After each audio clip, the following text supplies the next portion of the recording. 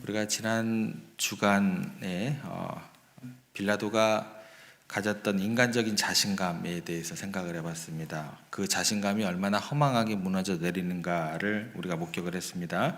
첫 번째 자신감은 뭐였냐면 중립을 지킬 수 있다라는 그 자신감이었죠.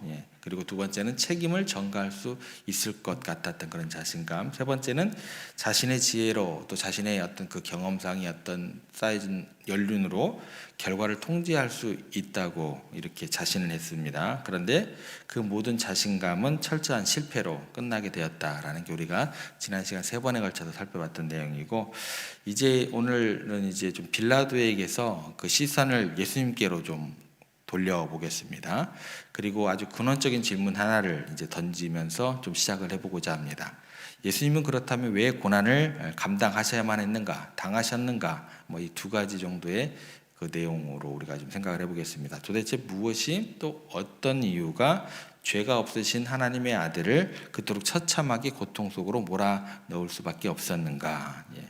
그래서 오늘 우리가 함께 묵상할 첫 번째 고난의 이유는 바로 원칙 없는 타협이라는 그런 주제입니다. 이 비겁한 타협이 어떻게 가장 잔인한 결과를 낳게 되는지, 그리고 그 어둠 속에서 얼마나 찬란한 예수님의 사랑이 또 빛나게 되는지 오늘 말씀을 통해서 우리가 하나님의 음성을 듣고자 합니다.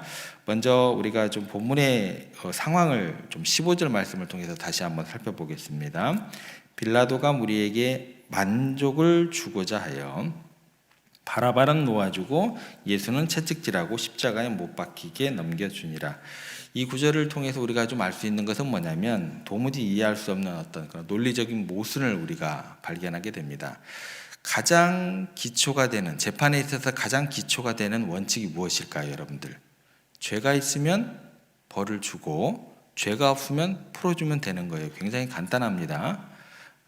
이게 상식이고 이게 원칙입니다. 그래서 우리들 가운데 흔히 하는 얘기가 뭐예요? 유전무죄, 무전유죄. 이게 이제 상식과 원칙이 깨어질 때 우리가 보통 잘 보는 그런 내용들이죠. 뭐 힘이 있는 권력 있는 사람들이 뭐 재판을 받으면 뭐 아무렇게나 해서 뭐 그런 내용들 있잖아요. 이게 이제 빌라도에게도 여기에도 그대로 적용이 되는 거죠.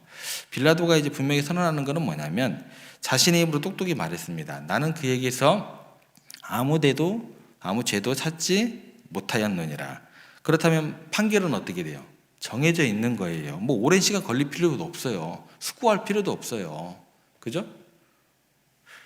무죄면 방면이에요. 그리고 풀어줘야 된다라는 거죠. 그런데 빌라도가 예수님을 풀어주지 않았습니다. 그래요. 뭐 좋습니다. 백보 양보해가지고 성난 유대인들의 압력에 굴복을 했다고 해요. 눈치 보느라고 사형을 결정했다고 쳐요. 그렇다고 이제 칩시다. 그렇다면 곧바로 어떻게 돼요? 사형을 집행하면 되잖아요. 십자가형으로 그냥 바로 보내면 되는 거예요. 그런데 우리가 이제 본문을 이제 자세히 보면 여러분들이 잘 알다시피 순서가 이상합니다. 빌라도는 예수님을 십자가에 넘겨주시기 전에 먼저 뭐를 구형을 해요? 채찍질을 하라고 명령을 합니다. 도대체 왜 이런 과정을 거쳐야만 했을까? 이미 죽이기로 결정된 사형수에게 왜 굳이 그토록 끔찍한 고문을 선행하야만 했을까? 영화 같은 데 보시면 여러분들 그런 거 저도 잘은 모르지만 영화 같은 데 보면 그런 거 있잖아요. 그 사형수들은 수인 번호가 틀려요. 색깔이 틀리는 것으로 여러분들 혹시 보신 적 있은가 모르겠어요. 빨간색. 그러면 그 수인 번호가 틀린 색깔을 가지고 있는 사람들은 교도소에서도 교도소 있는 사람들끼리도 뭐예요? 그 사람을 안 건드려요. 영화 같은 데 보니까 제가 갔다 왔다는 게 아니고 그러잖아요. 그런데 이 내용 가지고 생각을 해보면 이게 좀 이상하다라는 거예요. 근데 이게 단순히 절차가 아니다라는 거죠. 여기는 빌라도의 아주 교묘하고도 비열한 계산이 숨겨져 있는 거예요. 역사가들과 성경학자들의 견해를 종합해 보면 이 장면은 빌라도의 뭐냐면 마지막 몸부림이다라고 해석하면 됩니다. 빌라도는 끝까지 예수님을 죽이고 싶지 않았습니다. 그 이유가 뭘까요? 예수님을 사랑해서? 이건 아닙니다. 이건 아니에요. 무죄인 죄를 죽였다는 정치적 부담을 자기가 떠안기 싫었기 때문이다라는 거예요. 그래서 그는 법에도 없는 제3의 길을 쥐어 짜낸 거죠. 그것은 뭐냐면 바로 군중들의 심리를 이용한 동정심을 유발해야겠다라는 그런 생각입니다. 그의 속셈은 이런 거예요. 이 사람을 아주 그냥 문드러지게 만들어버리자. 처참하게 만들어버리자. 피투성이가 되도록 때려서 더 이상 사랑구실 못할 정도로 만들어버리자. 그리고 그 비참한 모습을 사람들에게 보여주면 그 성난 유대인들의 분노가 좀 가라앉지는 않을까. 그들도 인간인데 설마 저 몰골을 보고도 죽이라고 계속 소리칠 수 있겠어? 요한복음 19장 5절에 보면 이런 어떤 추론들을 뒷받침하는 장면이 나오게 됩니다. 빌라도가 채찍질을 당해가지고 만신창이가 된 예수님을 데리고 나서 군중들에게 이렇게 외칩니다. 보라, 이 사람이로다. 라틴어로는 이제 에케 호모라는 이제 단어가 되는데 이 말의 진짜 뜻은 이겁니다. 자, 봐라. 너희가 그토록 미워하는 이 예수가 이렇게 망가졌어. 살점이 뜯기고 피투성이가 되었어. 이 정도면 너희들 충분하지 않냐. 이제 그만하자. 그만해. 이 얘기예요. 여러분 보세요. 빌라도가요, 공의라는 원칙 재판관으로서 버렸습니다. 대신 타협을 선택했어요. 잔인한 타협이죠. 문제를 해결하기 위해서 법대로 하지 않고 사람들의 감정을 자기가 조장하려고 했다라는 거예요. 원칙이 무너진 자리, 바로 여기에서부터 비극이 시작되는 거예요. 그러니까 재판이고 법이고 그거를 세웠던 그 원칙이 무엇인지, 그 취지가 무엇인지 그것 자체가 바로 세워져야 돼요, 여러분들. 성경의 역사가 그렇고 우리가 살아온 인류 역사가 다 그래요. 그렇다면 빌라도가 선택한 이 타협, 즉 채찍질은 단순한 매질이었을까? 우리가 사극에서 보는 거 있죠. 곤장이나 회초리, 이거하고 채찍질하고 동일하게 우리가 접근하면 안 된다라는 거예요. 당시 로마의 태형은요, 그 자체로 살인적인 고문이 되었습니다. 고고학 자료와 역사 기록을 보면 태형의 순서는 다음과 같습니다. 죄수의 옷을 벗깁니다. 그리고 두 손을 기둥 높이 묶어서 발이 땅에 닿을락 말락하게 매답니다. 그러면 어떻게 돼요? 닿을락 말락하니까 이게 쫙 이렇게 펴지잖아요. 그러면 피부가 팽팽하게 이렇게 쫙 펴질 거 아니에요.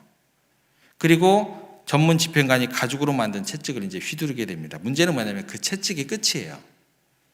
가죽 끝에는 뭐가 있냐면 납덩이 같은 쇠붙이나 날카로운 짐승의 뼈 조각들이 박혀 있다라는 거예요. 그러니까 쫙 펴진 상태에서 채찍을 딱 때리면 죄수의 등에 쫙 감기겠죠, 그죠? 그리고 그걸 잡아 당기는 거죠. 쫙 잡아 당기는 거죠. 그 순간 납덩이나 그런 뼈들이 살을 또 시퍼렇게 때리기도 하고 또 그 가시들은 어떻게 돼요? 잡아 당기면 살점을 갈고리처럼 뜯어내는 거죠. 그러니까 한돈 두 번 이제 매질을 거듭될수록 등가죽이 벗겨지게 됩니다. 깊숙이 근육이 파열되는 거죠. 그러다 보면 이제 혈관도 터지기도 하고 또 뼈가 하얗게 드러나기도 하는 거죠. 초대 역사가 유세비우스가 태형을 당한 사람들은 내장이 쏟아져 나올 정도로도 참혹한 그런 모습도 있었다라고 기록하고 있습니다. 그래서 여러분도 성경책 읽다 보면은 유대교에서는 이 채찍질에 대한 자비를 항목을 집어넣어요. 그래서 뭐라고 얘기를 하냐면 40에 하나 감한매, 숫자를 정해놔요. 39대까지만 39대까지만 때리는 규정을 집어넣게 됩니다. 그런데 로마법에는 이게 있을까요, 없을까요? 제한이 없어요. 그러니까 어떤 때까지 때리게 되냐면 집행관이 지치거나 아니면 죄수가 기절할 때까지, 굉장히 삼절이 너덜너덜해지는 거예요. 빌라도가 그래서 자신의 그 정치적 입지를 지키기 위해서, 자신의 그 우유부단함을 덮기 위해서 죄가 없으신 예수님을 이 지옥 같은 고통 속으로 밀어 넣은 거죠. 절대 예수님을 긍휼히 여기고 또 예수님을 또 측은히 여기고 예수님을 사랑해서 이런 가능성은 아예 없는 겁니다, 여러분들. 빌라도의 잔인한 타협, 결과적으로는 어떻게 됐을까요? 성공했을까요? 사람들이 피투성이가 된 예수님을 보고 동정심을 느꼈을까요? 아니요. 철저하고도 완벽하게 실패하게 됩니다. 군중들이요, 이게 참 무서운 게 뭐냐면 피냄새를 맡은 맹수처럼 변하게 됩니다. 이성과 어떤 그런들은 어떤 그 긍휼함이 작동을 안 해요, 이게요.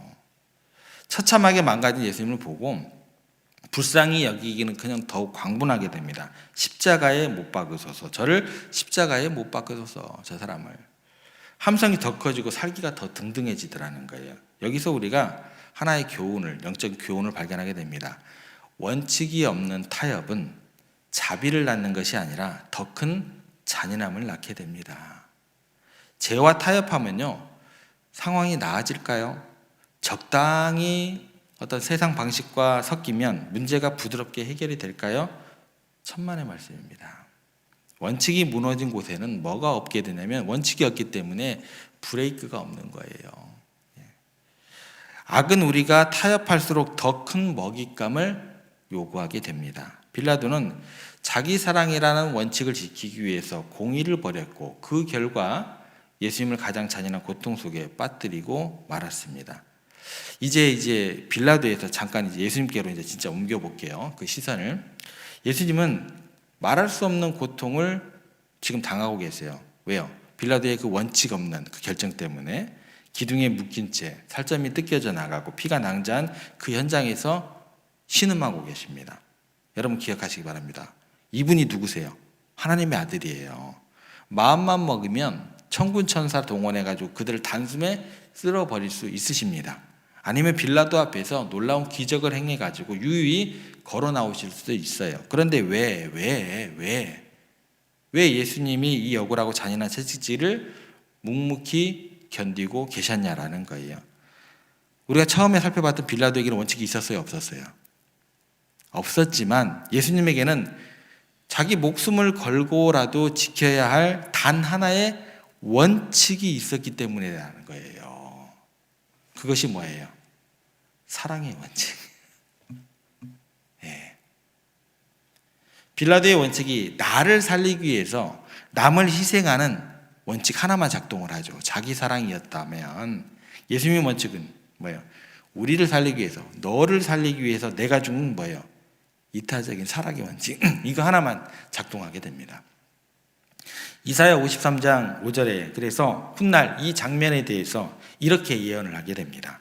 그가 찔림은 우리의 허물 때문이요, 그가 상함은 우리의 죄악 때문이라.